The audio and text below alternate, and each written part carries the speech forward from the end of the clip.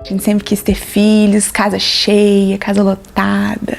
E a gente morava fora, a gente morava na Holanda e a gente já estava de data marcada para voltar para o Brasil, que a gente passou um período na Holanda e a gente chegou aqui no inicinho de outubro.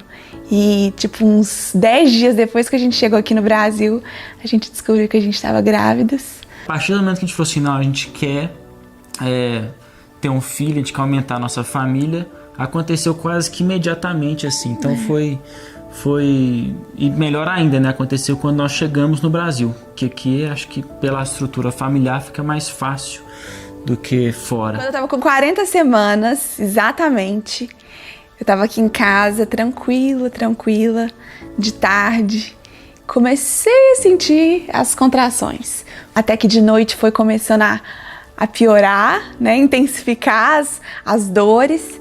Minha doula Carlinha e a minha enfermeira Lili chegaram aqui de noite para aliviar minhas dores, né, com os métodos dela. Nós fomos para Neocenter, para maternidade. Chegamos lá, fui para a bola, para a banheira, para o chuveiro e, né, sentindo tudo aquilo, pedi analgesia. Fui atendida, eu descansei, né, eu dormi um pouco. Acordei de manhã, estava descansada já, né? E aí eu comecei a sentir muito frio. E aí eles mediram minha temperatura, né? E viram que eu tava com febre. A gente usou o vácuo extrator para ajudar a empurrar o bem. Eu empurrei. E 10 e 18 do dia 17 de junho de 2021, o benzinho nasceu, pesando 3.812, gordinho, lindo. Veio direto pros meus braços. Abençoamos ele. Foi um momento lindo, né, amor? Foi lindo. Assim, a sensação de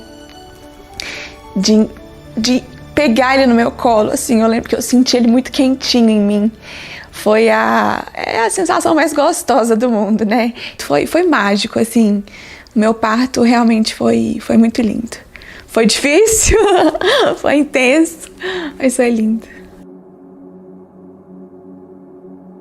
Aí eu achava que tava tudo bem, assim, o Ben tava no meu colo, gostoso, tudo mais. A gente tava curtindo nosso Golden Hour lá, foi maravilhoso.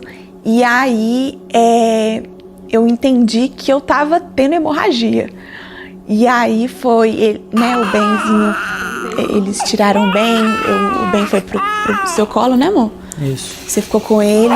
Na hora que a placenta foi sair, ela começou a ter um sangramento maior, né, que a gente chama mesmo de hemorragia ali pós-parto, que é uma complicação comum, né, no pós-parto. Isso acontece em grande parte dos trabalhos de parto. A gente sabe que uma das principais causas de morte materna é exatamente a hemorragia pós-parto.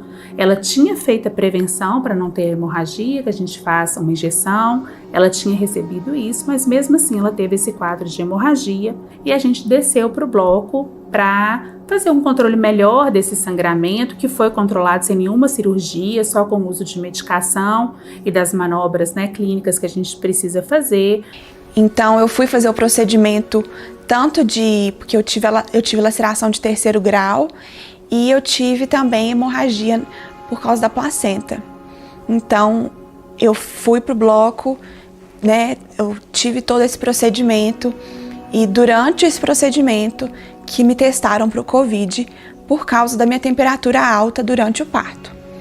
Durante aí as horas de trabalho de parto, no momento que o Benjamin nasceu, eu entrei em contato com a mãe dela e a mãe dela me contou que ela teve uma febre intraparto. Foi quando eu decidi entrar em contato com uma das pessoas da equipe desse trabalho de parto, contando e sugerindo talvez que fizessem o teste na Vitória, porque ela tinha tido sintomas e o meu filho tinha testado positivo e ela tinha tido contato com ele alguns dias antes. Então, nesse momento, assim, as peças se juntaram todas, assim, né, na minha cabeça. Era uma gravidez que vinha super bem, um trabalho de parto que aconteceu espontaneamente, que não tinha nenhum motivo ali para ter tido essa febre. E aí veio a febre, a taquicardia do bebê e depois a hemorragia. Todas as complicações que seriam explicadas ali pelo diagnóstico de Covid. E então aí eu voltei pro quarto pra encontrar eles, encontrei eles. Já voltou de máscara. Já voltei de máscara. Sob suspeita, né? Sob suspeita, isso. E estava sob suspeita porque até então ela tinha tido um pouco de sintomas antes, como o nariz escorrendo, né? Eu tava com o corpo um pouco ruim, né? O corpo um pouco ruim, mas a gente achava que era o frio, que naquela semana específica fez um frio muito grande em Belo Horizonte. Então a gente não achou que poderia vir a ser Covid, e se viesse também, jamais imaginaríamos que teria algum tipo de gravidade, né? Assim, quando eu voltei pro quarto, eu tava de máscara e minha doutora falou assim, eu pedi urgência pro teste sair, pra gente já saber logo, né, se você tá ou não. Assim, nunca passou pela minha cabeça que eu poderia. Eu tava bem, eu tava me sentindo bem, mas fraca, né? Coincidência ou não, eu tinha acabado de apresentar uma aula sobre Covid grave em grávida, num congresso, e eu tava com todas as complicações muito frescas assim na minha cabeça. Então eu pedi que uma pneumologista fosse examinar a Vitória ainda na maternidade, e ela estava realmente bem, saturando 100%, sem nenhum comprometimento, né, assim, identificável no pulmão. Ela recebeu alta no dia seguinte, com a orientação de usar uma medicação para evitar trombose, e que ela fosse vista pelo médico, né, pneumologista ou clínico todos os dias para refazer os exames. A gente dormiu uma noite na maternidade, né, e então a gente ganhou alta da maternidade. Sexta-feira à noite voltamos para casa. E voltamos para casa com o Benjamin. Nós 3 passamos a primeira noite aqui, só que eu tava me sentindo muito fraca. Cansado. Meu corpo já tava assim, e até um pouco pálida também, boca branca, cansado, ofegante, mas tudo isso era associado, a gente associava a hemorragia, né? Falta de hemoglobina, essas coisas. Isso foi na sexta. E no sábado, ela acordou novamente indisposta, fraca. Ao longo do dia, foi piorando, e à noite nós fomos ao hospital.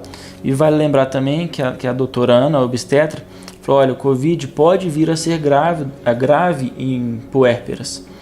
Então, a Vitória aparentemente está bem, né? Clinicamente está bem, está estável, mas vale a observação. Por recomendação médica também da doutora Ana, no dia seguinte, Vitória vai até outro hospital para avaliação com uma pneumologista. E eu, em contato com esses médicos, antes dela ser examinada, a gente já foi conversando, e eu queria muito que ela fosse internada, por achar que o tratamento seria melhor se ela ficasse sob observação clínica, já pensando mesmo que poderia complicar. Só da gente pensar assim, dados que a gente tem, né? A Covid, quando ela acontece no pós-parto, uma grávida e puérpera, ela tem 17 vezes mais chance de morrer do que uma paciente não grávida ou não estando no pós-parto em relação à Covid. E 60% das mulheres que morreram grávidas ou no pós-parto em decorrência da Covid não tinham nenhuma comorbidade. Então, isso é muito nítido, assim, o tanto que o risco é aumentado, o tanto que a complicação pode acontecer de uma hora para outra. O meu sentimento era assim, eu vou pro hospital, eu vou ouvir o que o médico vai falar, vou fazer o raio-x, vou tomar os remédios e vou voltar para casa. Passava pela minha cabeça, óbvio, tudo que eu ia viver. As pessoas se reuniam todos os dias às 3 horas para orar por mim no hospital. E fora toda a movimentação em todas as igrejas, né? Teve igrejas no mundo inteiro orando por mim. A cura da Vitória. Nós oramos pela Vitória agora. Para que Deus restaure os pulmões da Vitória. Pai, uma intervenção sobrenatural sobre o corpo da Vitória. Poderá pegar o Benjamin no colo ali em breve, antes do que imaginamos. Declarar vida, restauração sobre os pulmões da Vitória. Lord, I thank you for victory in Victoria's life.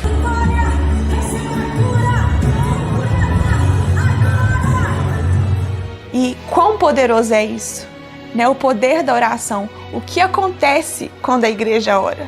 O que acontece quando o corpo de Deus se une para orar por algo? Ela foi internada domingo à noite. Segunda-feira ela acordou relativamente melhor por causa dos medicamentos e tudo. Até o PCR dela deu uma reduzida boa de domingo para segunda. Respiratoriamente ela estava bem. Mas terça-feira, ao longo do dia, ela foi se cansando. Mas mais tarde, naquele dia, ela na cama, ela fez algum movimento. Nesse movimento que ela fez, eu observei que foi para 70 a saturação dela. Que assim, eu não sou médico, mas eu acho que é muito baixo. Então levou ela para UTI terça-feira à noite, volta de meia-noite. E eu lembro desse momento exatamente. Eu lembro que a Gabi, minha cunhada, estava lá comigo. Eu estava deitada e o médico só falou assim: a gente vai ter que ir pro CTI. O tempo parou para mim. Eu falei: meu Deus, tem alguma coisa muito errada acontecendo. Foi um baque muito grande, foi quando a gente percebeu que o risco ficou grande, né? Uma coisa que a gente achou que ia para casa quarta-feira, daqui a pouco perdeu a previsão. A gente não tinha previsão mais, se era quinta, se era daqui a 20 dias, 30 dias. E a situação se agravou muito depressa. Naquela terça-feira, na UTI, os médicos têm, né, umas 2 ou 3 tipos de máscara antes da intubação. E a madrugada inteira eles ficaram tentando colocar esses tubos, máscaras, catéteres, para ver se ajudava a Vitória. Mas por toda a madrugada, ela na UTI, eles me permitiram ficar com ela, nada resolvia, absolutamente nada resolvia. A madrugada inteira ela sem ar, ela fraca, né, ela com medo, eu também, naturalmente.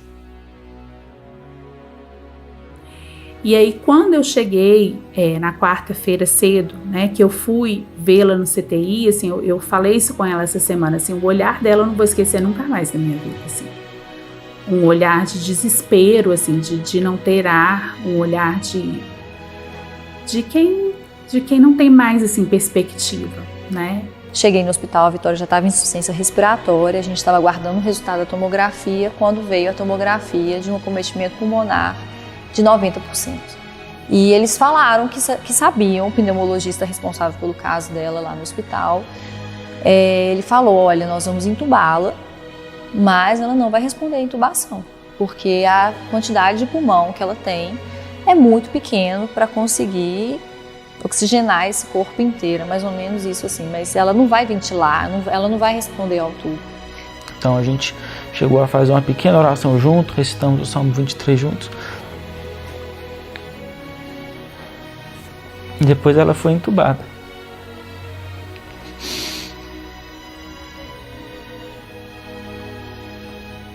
Eu lembro desse momento.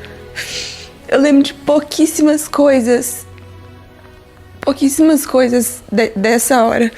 Mas eu lembro do Sam recitando comigo o Salmo 23, declarando que ainda que eu andasse pelo vale da sombra da morte, o Senhor estaria comigo. E os médicos falaram que ela tinha 3 horas de vida e que o fato dela ter sido entubada não adiantou nada.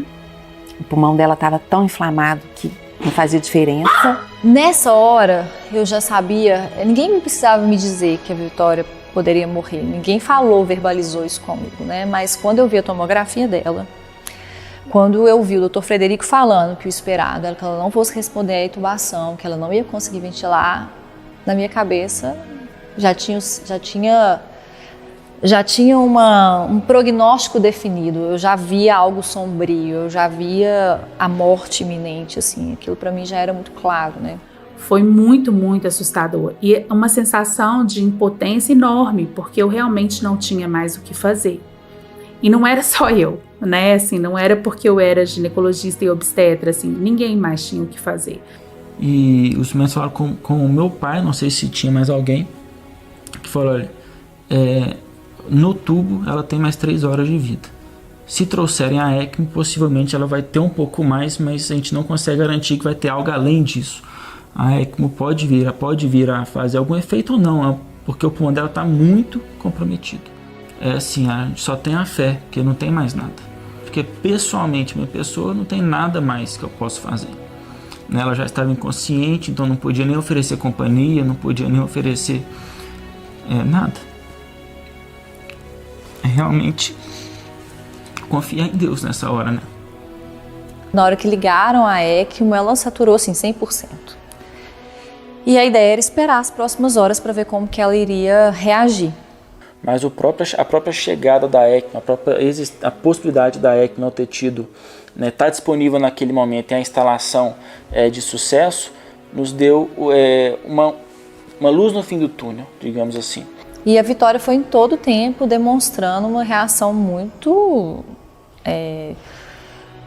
assim, fora da expectativa, né? Porque ela foi estubada menos de 24 horas depois da ECMO. Conseguiram estubá-la e essa luz então se tornou mais forte, né? Quando a ECMO funcionou super bem na quarta-feira à noite, quinta-feira ela respondeu aos tratamentos e na quinta-feira à noite conseguiram estubar ela, e isso então foi nos trazendo esperança. Nesse momento que eu fui estubada, era tudo muito confuso, né? Quando eu acordei, eu não estava entendendo que eu não estava respirando sozinha. Tava tudo muito confuso, mas eu lembro da sensação de sentir muita gratidão. Eu lembro que eu olhei para minha mãe e eu falei assim: mãe, é muito bom viver, não é? Eu morri junto com ela, então essa hora eu nasci de novo. Eu nasci de novo para a vida. Comecei a ter esperança e fui ficando mais fortalecida. Pai, olha isso. Eu tô estudada, te amo muito. Foi a partir desse momento que eu pessoalmente falei assim: não, tá tudo bem, conseguimos. Deu uma sensação de assim, não, vai dar certo. E eles fizeram um protocolo com a ECMO que permitia que ela ficasse conectada com a máquina. A máquina, ela fazia oxigenação do sangue, consequentemente de todos os tecidos, mas ela ficava acordada. E isso, como o pulmão dela estava em repouso, permitiu que a fisioterapia trabalhasse muito os pulmões dela. E foi uma coisa linda de ver, assim, o que é uma equipe multidisciplinar trabalhando, assim, todo mundo em prol de melhorar a paciente. 1, 2, pode fechar tudo. 3, muito bem, amor, tá arrasando. 4, abre mais. 5, isso. 6. E aí chegou o dia da retirada da ECMO. Ela estava ótima, ela tinha ficado, acho que se não me engano, né? Acho que cerca de 10 a 12 horas sem o oxigênio ligado, o sangue ainda circulava pela máquina, né? Porque eles tiram depois, tem que fazer essa tentativa de desligar o oxigênio. Desligaram o oxigênio, ela tolerou super bem, ficou saturando super bem, ficou no catéter de alto fluxo o tempo todo junto com a ECMO. E aí, na hora que tirou a ECMO, esse, para mim, foi o pior dia de todos. Eu tava bem conversando, tava sentindo eles tirando assim, só que durante o processo eu senti um aperto no peito. Um aperto muito, muito, muito, muito forte no peito. E eu comecei a ficar sem ar. E eu falei, meu Deus, eu não tô bem. E aí eles estancando o sangue, assim, fazendo muita pressão. E eu falando, gente, eu não tô bem. Tinha alguma coisa de errada comigo. Que não era só ataque de pânico, que não era ansiedade, mas que alguma coisa estava errada comigo. Ela teve um tromboembolismo pulmonar secundário à ECMO. Uma embolia essa que não foi num grande vaso do pulmão, mas foi em um pulmão muito já comprometido, e isso agravou ela muito novamente, né? Eu tava sentindo muita falta de ar, muita. E aí eles me deram essa máscara, parecia que não funcionava, né? O ar não vinha, e eu tava me sentindo assim, pior do que antes, muito pior do que antes. E foi quando eles falaram assim, a gente vai tentar um capacete, uma máscara que é igualzinho um capacete assim mesmo. Eu tava me sentindo muito cansada. O meu corpo assim, tava muito exausto. Eu lembro que meu sogro tava lá nesse momento e eu olhei e falei assim, sogro, tá difícil, eu não tô conseguindo respirar, tá muito difícil. E aí, chega um momento que a Vitória falou, Gabi, pede pra me entubar, porque eu não tô aguentando mais. Naquele momento, a Gabriela médica misturou com a Gabriela cunhada, e aquilo pra mim, aquele pedido me abalou muito. Foi muito difícil. Assim, eu nem sabia o que queria dizer esse ser entubada. Só que na minha cabeça, era a única coisa que ia conseguir me salvar, porque eu não estava respirando. E eu lembro que eu falava assim: me entuba, por favor, me entuba, que eu preciso respirar. E foi muito, muito, muito doloroso, porque o meu corpo estava muito frágil, parecia que ele queria se render, sabe assim? Assim, era como se eu estivesse sentindo mesmo a morte muito de perto, muito de perto. E aí foi nesse momento eu fechei o olho, eu lembro muito forte que a imagem do Benjamin veio na minha cabeça. E eu lembro que eu falei assim, comigo mesma: eu vou lutar, porque eu tenho um filho para criar. E eu não vou me render. O meu corpo estava muito cansado, eu não conseguia respirar. Eu precisava descansar. E foi nesse momento que Jesus falou comigo: tem vida. Você tem vida. Não é agora. Assim, aqui não. Sabe? Eu não vou me render. A vontade era de render. Porque eu precisava descansar. Eu precisava. Mas a imagem do Benjamin foi aquilo que me deu força. E eu tenho certeza que foi isso que me revigorou. Então, eles me entubaram de volta. E aí a sensação foi de muita frustração, não só minha, mas de toda a equipe, né, que estava fazendo assistência a ela. A gente via isso estampado nos olhos, assim, das técnicas de enfermagem, né, das enfermeiras, das fisioterapeutas, dos médicos, da família. Era como se a gente tivesse voltado à estaca zero, ao pesadelo, assim, né? A gente teve uma recuperação maravilhosa, assim, né? E de repente uma complicação que volta tudo à estaca zero, assim. Mas logo depois veio a terceira preocupação, a terceira luta. Quando viram que ela estava com uma coagulopatia, né? Quando viram que a plaqueta dela tinha caído muito, que o risco dela sangrar era absurdo, assim, né? Se retirasse a ECMO, porque você tem um furo mesmo na sua veia e que poderia sangrar, e era muito perigoso. Foi quando definiram, doutora Ana e doutora Marina, por adiar a retirada da ECMO e tentar corrigir todos esses distúrbios de coagulação para tentar retirar no dia seguinte. A ECMO, ela não trata a doença, né? Mas ela permite que o pulmão descanse e consiga se recuperar da doença enquanto a máquina faz a oxigenação do sangue. E por 2 vezes, se não fosse a ECMO, ela tinha morrido. Então, por 2 vezes, ela salvou a vida dela. Mas agora ela começava a ter algumas complicações daquela máquina.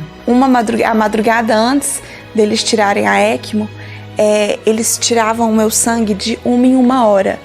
Eles ficavam tirando meu sangue e o enfermeiro ficava assim, com o tubinho. E eu lembro que ele só falava assim: não tá coagulando, não tá coagulando. E eu lembro que a minha mãe estava comigo esse tempo todo, ela vendo, né, assim, que o meu sangue não tava coagulando. Foi um desespero grande, né, assim, porque ele precisava de coagular pra gente retirar a ECMO.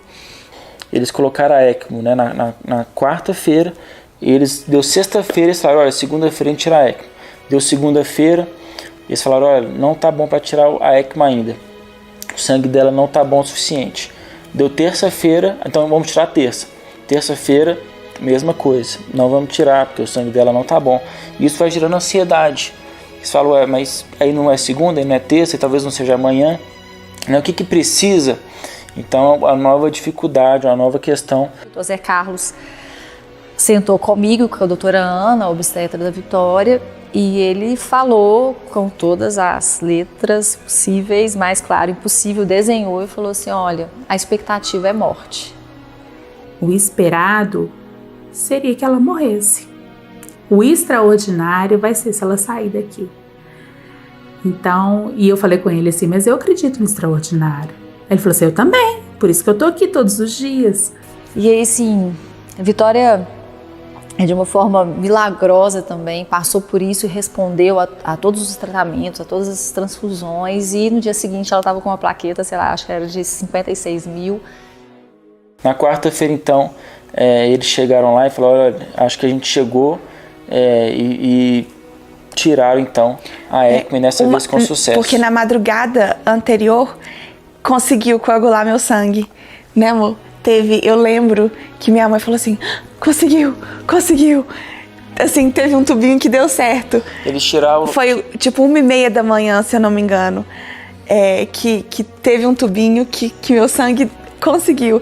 Então aquele foi mais um milagre. E dessa vez tava diferente, sabe assim, tava muito diferente. Eu tava com o coração muito, muito em paz. Foi tão tranquilo, era como assim se Deus estivesse inundando mesmo aquele quarto, assim. Eu senti muita paz, muita tranquilidade. E eu sabia que ia dar certo. E foi. Assim, tirou, né, amor? E aí eu tava livre. E nunca mais voltei. E depois foi tudo bem, a recuperação seguiu indo maravilhosamente bem, pela fisioterapia, alimentação, os exames todos indo bem. E chegou então sábado, que foi então o segundo melhor dia, né? O melhor dia evidentemente foi a alta, mas até então 20 e poucos dias de sol, UTI, tristeza, e melhor e pior e não sabe. Vamos trazer o Benjamin aqui? Gente, eu não acreditava. Me colocaram na cadeira de rodas. E eu fui encontrar com o Benjamin pela primeira vez depois de tanto tempo. Ai, foi o momento mais feliz da minha vida. Nossa, segurei no meu braço. Eu não sabia se podia tirar a máscara, mas a doutora Ana, minha médica, tirou e falou assim, dá um beijo no seu filho. Ai, eu pude beijar ele depois de tanto tempo. A partir daquele dia foi só notícia boa mesmo. O primeiro reencontro com o Benjamin foi um dia maravilhoso. No dia seguinte, ela saiu da UTI para ir para o quarto. Nossa. No domingo. Se me perguntar, a medicina explica uma recuperação dessa? Explica, mas é difícil da gente explicar, né? Assim, só com a medicina. Eu acho que quando a gente fala que é um milagre, né? É porque é um caso que foge a todas as expectativas, né? A gente fala que médico, a gente tem muita lógica na cabeça, né? E muitas vezes a gente é muito ciência, e muitas vezes a gente deixa a fé um pouco, não é que deixa de lado, mas que a gente pensa muito técnico, assim, muito científico, né? E eu acho que cada dia ali com a Vitória, ela fortaleceu a fé de todos nós, assim, porque em muito momento a gente não tinha mais nada para fazer. Quando chegou terça-feira de manhã e chega o Dr. Frederico, meu médico, aí ele olha para mim e fala assim, e aí moça, bora pra casa?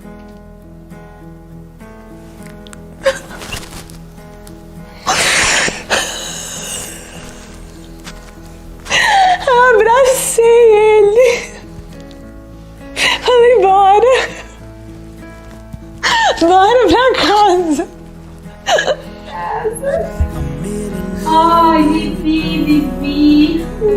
Pra casa. Me colocaram naquela cadeira de roda, a minha vontade era sair de lá andando. Aí me colocaram naquela cadeira de rodas. E eu vi todas as minhas amigas lá. Minha família. Foi bem, o Benjamin.